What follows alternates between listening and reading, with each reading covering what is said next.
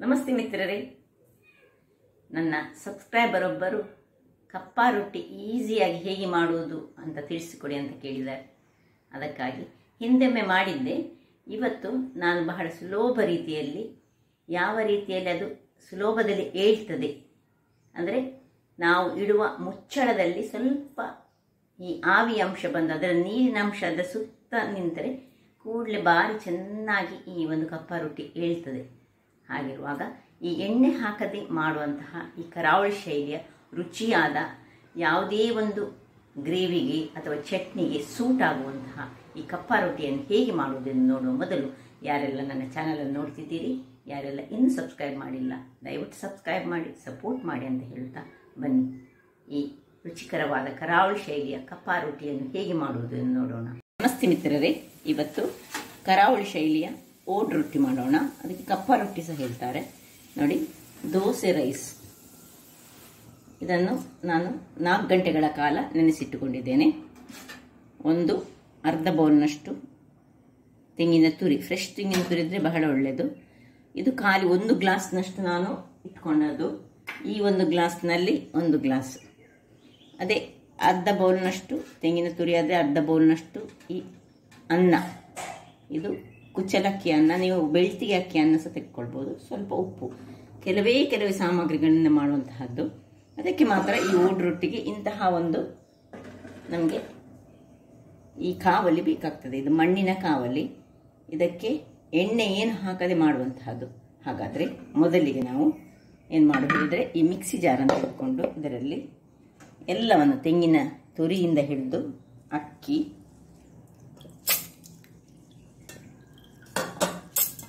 ತೆಂಗಿನ ತುರಿ ಒಂದೊಂದೇ ನೋಡಿ, ಇಷ್ಟು 1 ಗ್ಲಾಸಿಗೆ ಒಂದು ಹಿಡಿಯಷ್ಟು ತೆಂಗಿನ ತುರಿ, 1 ಹಿಡಿಯಷ್ಟು ಅನ್ನ ನೋಡಿ. ಇಷ್ಟನ್ನು ಹಾಕ್ಕೊಂಡು ಉಪ್ಪನ್ನು ಹಾಕಿ ನೋಡಿ, ರುಚಿಗೆ ತಕ್ಕಷ್ಟು ಉಪ್ಪು, ಇನ್ನು ಸ್ವಲ್ಪ ನೀರನ್ನು ಹಾಕ್ಕೊಂಡು ಅದನ್ನು ಒಳ್ಳೆ ಫೈನ್ ಬ್ಯಾಟರ್ ಮಾಡ್ಕೊಂಡು ತರೋಣ. ವೀಕ್ಷಕರೇ, ಇಲ್ಲಿ ನೋಡಿ ಚೆನ್ನಾಗಿ ಇಷ್ಟು ಫೈನಾಗಿ ಬರಬೇಕು. ಈಗ ಇದನ್ನೊಂದು ಬೌಲಿಗೆ ಶಿಫ್ಟ್ ಮಾಡ್ಕೊಳ್ಳೋಣ. ಇದು ನಮಗೆ ನೀರು ದೋಸೆ ಅಷ್ಟು ತೆಳುವಾಗಿ ಮಾಡಲಿಕ್ಕಿಲ್ಲ, ಮತ್ತು ಇದರ ಹಿಟ್ಟಿನಷ್ಟು ಸಹ ದಪ್ಪ ಮಾಡಲಿಕ್ಕಿಲ್ಲ. ಸ್ವಲ್ಪ ಇದಕ್ಕೆ ನೀರನ್ನು ಹಾಕ್ಕೊಳ್ತೇನೆ ನಾನು. ಹಾಕ್ಕೊಂಡು ಸ್ವಲ್ಪ ಇದನ್ನು ತೊಳೆದ ನೀರನ್ನು ಹಾಕಿ ಹಿಟ್ಟಿನ ಹದವನ್ನು ನಾನು ನಿಮಗೆ ತೋರಿಸ್ಕೊಳ್ತೇನೆ. ಅಥೆಂಟಿಕ್ ಇದು ಕರಾವಳಿಯವರು ಹೆಚ್ಚಾಗಿ ಇದನ್ನು ಮಾಡ್ತಾರೆ.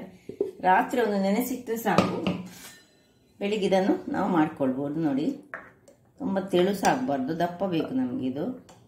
ತುಂಬ ದಪ್ಪ ಸಾಗಬಾರ್ದು, ಏನಿಲ್ಲ, ಇಷ್ಟೇ ಇದರಲ್ಲಿ ಇರೋದು. ತುಂಬ ಸುಲಭದ ಒಂದು ದೋಸೆ ಹೇಳಿದರೆ ಇದೆ, ರೊಟ್ಟಿ ಹೇಳಿದರೆ ಕಪ್ಪಾ ರೊಟ್ಟಿ.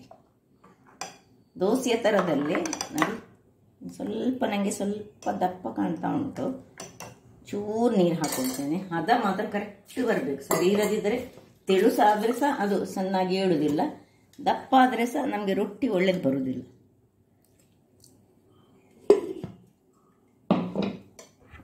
ಈ ಹದಕ್ಕೆ ಬಂದರೆ ಸಾಕು. ಈಗ ಇನ್ನೊಂದು ಕಪ್ಪಾ ರೊಟ್ಟಿಯ ಕಾವಲಿಯನ್ನು ಇಟ್ಕೊಳ್ಳೋಣ. ಒಳ್ಳೆ ಬಿಸಿ ಆಗಬೇಕು, ಅದು ಬಿಸಿ ಆಗಲಿ. ವೀಕ್ಷಕರೇ ನೋಡಿ, ಒಳ್ಳೆ ಬಿಸಿ ಆಗಬೇಕು ಸುರಿಗೆ ಮಾಡುವಾಗ. ಮತ್ತು ನೋಡಿ, 1 ಸೌಟಿನಷ್ಟು ತೆಗೆದುಕೊಳ್ಳೋದು, ಜಸ್ಟ್ ಹೀಗೆ ಹಾಕ್ಕೊಳ್ಳೋದು.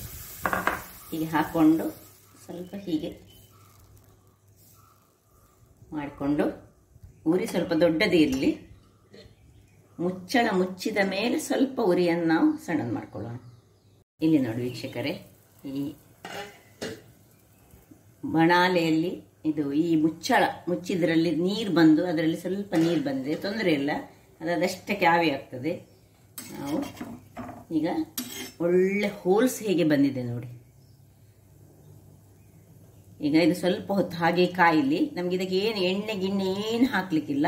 ಈ ನೀರು ಆವಿ ಆಗೋದವರೆಗೆ ನಾವು ವೇಟ್ ಮಾಡ್ಕೊಳ್ಳೋಣ. ನೋಡಿ, ನೀರು ಅದರಷ್ಟಕ್ಕೆ ಆವಿ ಆಗ್ತಾ ಬಂತು ನೋಡಿ. ಹಾಗಿರುವಾಗ ಇನ್ನೂ ಸಹ ಸ್ವಲ್ಪ ಕಾಯಬೇಕು. ಕಾಯುವಾಗ ಸ್ವಲ್ಪ ವೆಯ್ಟ್ ಮಾಡ್ಕೊಳ್ಳೋಣ. ವೀಕ್ಷಕರೇ ನೋಡಿ, ಸೈಡ್ಸ್ ಹೇಳ್ತಾ ಬಂತು ಈಗ ನೋಡಿ.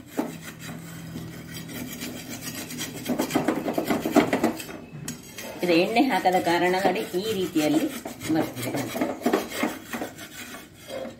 ನೋಡಿ, ಯಾವ ರೀತಿಯಲ್ಲಿ ಬಂತು ನೋಡಿ. ಇದರದ್ದು ಓಡಿನ ಇಲ್ಲಿ ಕೆಳಗೆ ಈ ರೀತಿಯಾಗಿ ಇರ್ತದೆ ನೋಡಿ.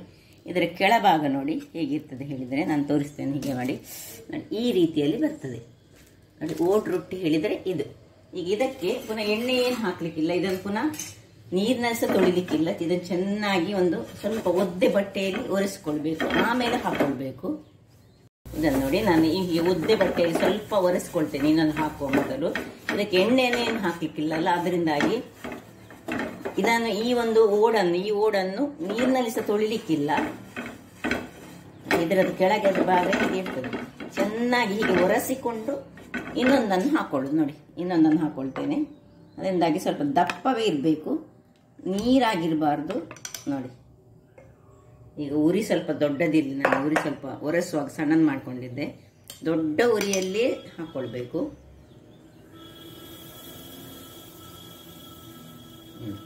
ಏನು ಚುಯಿ ಶಬ್ದ ಎಲ್ಲ ಏನಾಗುದಿಲ್ಲ. ಸ್ವಲ್ಪ ಹೀಗೆ ಮಾಡಿದ್ರೆ ಆಯ್ತು.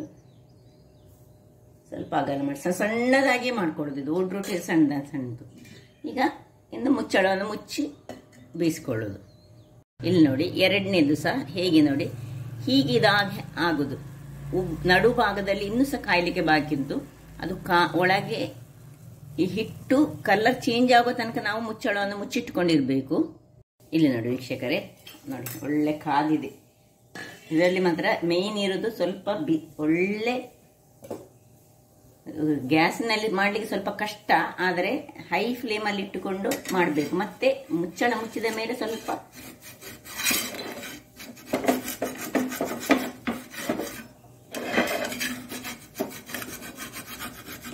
ಒಳ್ಳೆ ಹೇಳ್ತದೆ, ಹೇಗೆ ಬರ್ತದೆ ನೋಡಿ ಅದರ ಅಡಿಯಲ್ಲಿ ನೋಡಿ. ಏನು ಚೆನ್ನಾಗಿ ಇಲ್ಲಿ ನೋಡಿ ಉಬ್ಬಿ ಉಬ್ಬಿ ಬರ್ತದೆ. ಹೋಲ್ಸ್ ನೋಡಿ ಅಂತೆ. ಇದು ಏನು ಈಸ್ಟ್ ಹಾಕ್ಲಿಕ್ಕಿಲ್ಲ, ಏನು ಹಾಕದೆ ಸಹ ಏನು ಚೆನ್ನಾಗಿ ಬರ್ತದೆ ನೋಡಿ. ಅದೇ ರೀತಿ ಈಗ ನೆಕ್ಸ್ಟ್ ಪುನಃ ಇದನ್ನು ಒಂದು ಒದ್ದೆ ಬಟ್ಟೆಯಲ್ಲಿ ಚೆನ್ನಾಗಿ ಒರೆಸಿಕೊಂಡೇ ಹಾಕೊಳ್ಬೇಕು, ಇಲ್ಲದಿದ್ದರೆ ಆಗೋದಿಲ್ಲ. ಅದೇ ರೀತಿಯಲ್ಲಿ ಮಾಡಿಕೊಳ್ಳೋದು. ಈಗ ನೋಡಿದ್ರಲ್ಲ ವೀಕ್ಷಕರೇ, ಇನ್ನೊಂದ್ಸಲ ನಿಮಗೆ ಹಾಕಿ ತೋರಿಸ್ತೇನೆ ಬೇಕಿದ್ರೆ. ಹೀಗೆ ಮಾಡಿ ಹೀಗೆ ಮಾಡ್ಕೊಳ್ಳೋದು. ಮುಚ್ಚಳ ಮುಚ್ಚಿ ಬಿಡೋದು. ಅದರಲ್ಲಿ ಇಂತಹ ಬಾವಡೆ ಇಟ್ಟರೆ, ಮುಚ್ಚಳ ಇಟ್ಟರೆ ಸ್ವಲ್ಪ ನೀರಿನ ಅಂಶ ಸೈಡಿಗೆ ಬರ್ತದೆ. ಆಗ ಅದು ಏಳಲಿಕ್ಕೆ ಸಹ ಸ್ವಲ್ಪ ಸುಲಭ ಆಗ್ತದೆ. ತನ್ನಷ್ಟಕ್ಕೆ ಹೋಲ್ಸ್ ಬರಲಿಕ್ಕೆ ಶುರು ಆಗ್ತದೆ. ಹಾಗಾದರೆ ನೋಡಿದ್ರೆಲ್ಲ ನೋಡಿ, ಇದರ ಟೆಕ್ಸ್ಚರ್ ಹೇಗೆ ಉಂಟು ನಾನು ತೋರಿಸಿದೆ ನೋಡಿ. ಹೀಗೆ ಕೆಳಗೆ ಅಡಿಯಲ್ಲಿ ಹೀಗೆ ಬರ್ತದೆ ನೋಡಿ. ಎರಡರದ್ದು ಸಹ ನೋಡಿ ಈ ರೀತಿಯಾಗಿ ಬರ್ತದೆ. ಕಪ್ಪ ರೊಟ್ಟಿ ಒಳ್ಳೆ ಚೆನ್ನಾಗಿ ಬರ್ತದೆ. ಕೆಲವರು ಹೇಳ್ತಾರೆ ಏಳುವುದಿಲ್ಲ ಅಂತ, ಖಂಡಿತ ಏಳ್ತದೆ ಇದು. ಇದನ್ನು ಚಟ್ನಿಯೊಟ್ಟಿಗೆ ಸಹ ಇರ್ಬೋದು, ಅಥವಾ ಕೋಳಿ ಪದಾರ್ಥದಲ್ಲಿ ಸಹ ತಿನ್ಬೋದು, ಮೀನಿನ ಪದಾರ್ಥದಲ್ಲಿ ಸಹ ತಿನ್ಬೋದು. ನೋಡಿ ಎರಡೆರಡು ಬಗೆಯಲ್ಲಿ ಇಟ್ಕೊಂಡಿದ್ದೇನೆ ನಾನು. ಮೀನಿನ ಪದಾರ್ಥ ಇದು ಪುಳಿ ಮುಂಚಿ, ಬಂಗುಡೆ ಪುಳಿ ಮುಂಚಿ, ಅದರಲ್ಲಿ ಸಹ ಬಹಳ ಚೆನ್ನಾಗಿ ಬರ್ತದೆ. ಇದು ಕೊತ್ತಂಬರಿ ಸೊಪ್ಪಿನ ಚಟ್ನಿ, ಅದರಲ್ಲಿ ಸಹ ಚೆನ್ನಾಗಿ ಬರ್ತದೆ. ಯಾವುದರಲ್ಲಿ ಸಹ ಇದನ್ನು ತಿನ್ಬೋದು. ಬಹಳ ರುಚಿಕರ, ಆರೋಗ್ಯಕ್ಕೆ ಸಹ ಒಳ್ಳೆಯದು. ಏನಿದ್ರಲ್ಲಿ ನಮಗೆ ನೋಡಿ ಹೀಗೆ ಉಂಟು ನೋಡಿ. ಹಾಗಾದರೆ ನೋಡಿದ್ರಲ್ಲ ವೀಕ್ಷಕರೇ, ಯಾವ ರೀತಿಯಲ್ಲಿ ಸುಲಭ ರೀತಿಯಲ್ಲಿ ಮಾಡುವಂತಹ ಒಂದು ರೊಟ್ಟಿ, ಕರಾವಳಿಯ ರೊಟ್ಟಿ, ಕಪ್ಪ ರೊಟ್ಟಿ.